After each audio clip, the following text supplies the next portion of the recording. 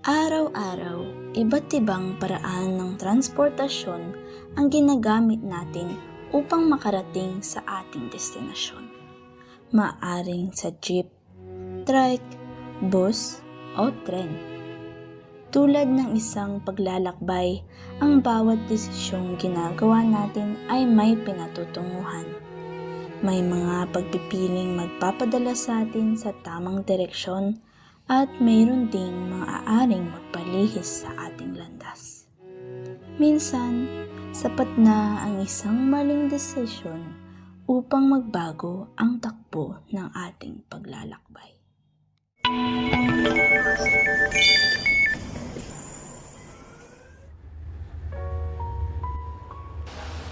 Buti na lang, tapos na pananaliksik namin.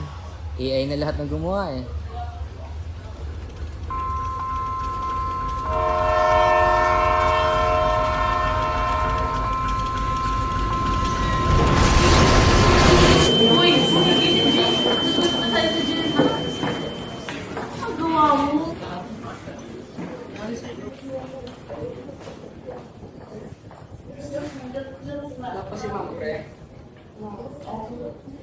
Tulog muna ako. Uy, paano ka nakakatulog? Pagsak na tayo sa mga subs ng wika, Jelma. Nasusunod, science? May science ngayon? Oo nga ni. Si Mami, may hindi pa yan.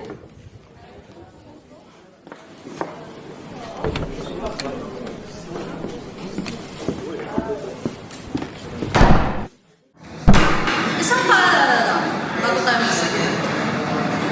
Tungkol sa inyong pananaliksik, 3 linggo na rin nakalipas. Dapat patapos na kayo dito. Kasi sa susunod na linggo, yun na ang iyong Sa susunod na linggo?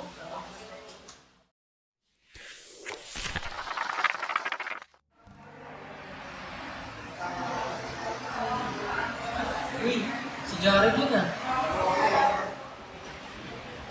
Ba? Ay, ang tawag din. Ay, doon sa research niyo ba? Tapos na kayo? Uy na halos.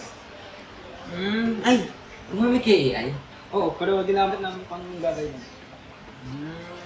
Kayo ba? Di kayo nagsisimula? Hala ka. Kasi, ano eh, nakatulog ata yung mga klase ko, mga grupo ko. Hindi na nagsisim. 3 linggo na kalipas ah. Ayun nga eh. Pero sige, try ko sila kausapin ulit kasi baka mag-isa kami. Kapag di pa namin alam yung pinagsasabi namin sa defense. Tingin mo na ako kumayos sa grammatica. Sige, check natin sa AI.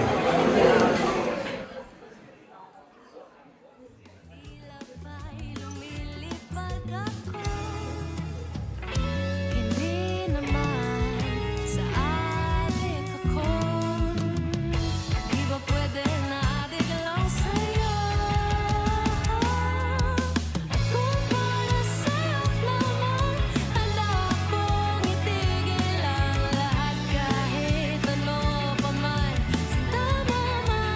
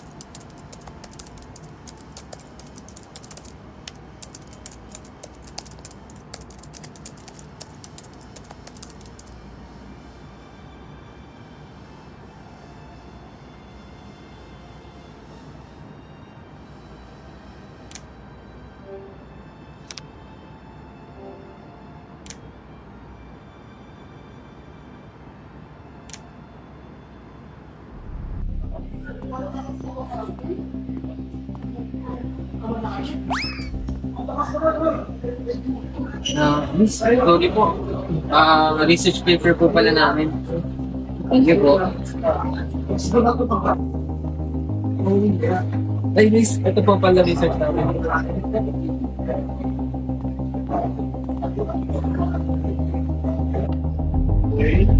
Unang pangkat. Ano nagyunga ang iyong medical Ay, isang derivative of that.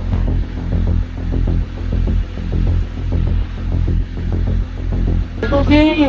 Ano natin yung pangunahing sangguniary?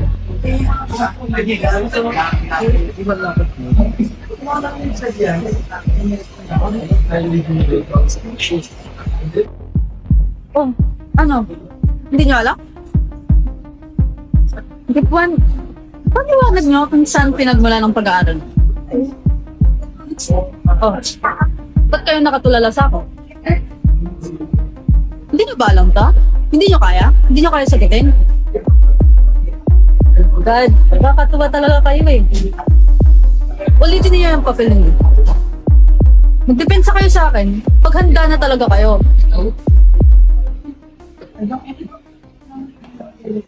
Ano ba, pre? Ikaw kasi nag-AI.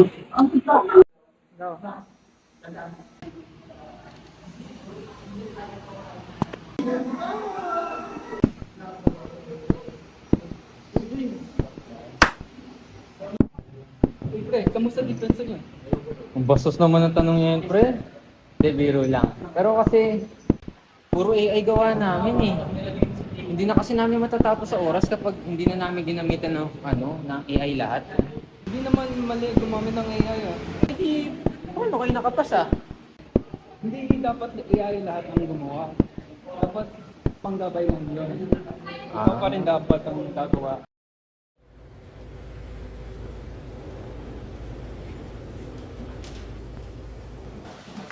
Ano kayang ibig sabihin ni Jared? Hindi mali ang paggamit ng AI, pero dapat pang gabay lang.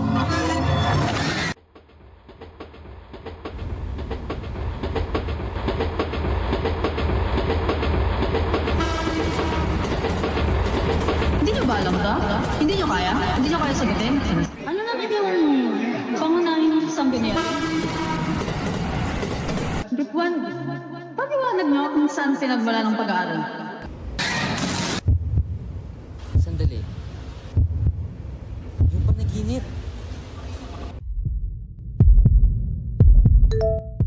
Guys, may napanaginipan ako kanina. Ewan ko ba kung nababaliw ba ako, Pero kasi parang warning siya. Diba nag-AI tayo nung una nating gawa? Sa panaginip ko kasi parang may nadisgrasya na trend. Parang yung nangyari sa atin. Kaya punta tayo sa aklatan ngayon.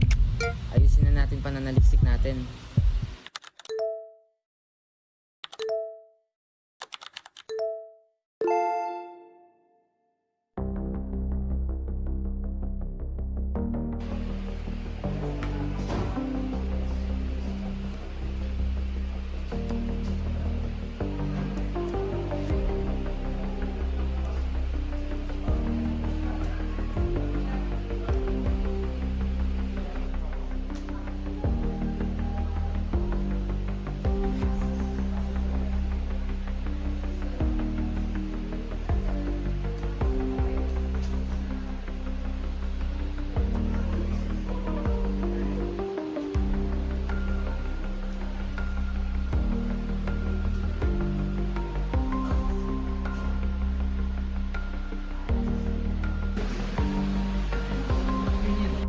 Nice, no?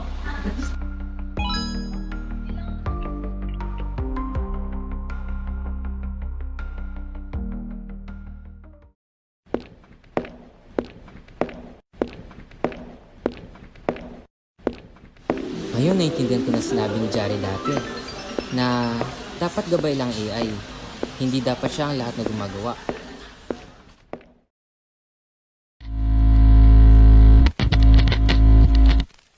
Ang tren ay sumisimbolo sa direksyong pinipili natin sa buhay. Tulad ng AI, maaari itong maging daan upang mas mapadali ang pag-abot natin sa ating mga layunin. Ngunit kapag hinayaan natin na ito na ang mag-isip at magdesisyon para sa atin, maaari tayong malihis sa tamang landas. Patuloy na umuunlad ang teknolohiya, gayon din ang lipunan at ang mga bagay na ginagamit natin araw-araw.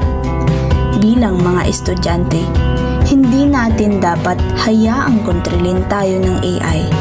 Sa halip, gamitin natin ito bilang gabay at kasangkapan upang mapaunlad ang ating kaalaman, kakayahan at kritikal na pag-iisip.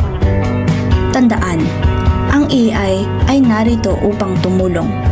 Ngunit, tayo pa rin dapat ang humawak sa direksyon ng ating paglalakbay.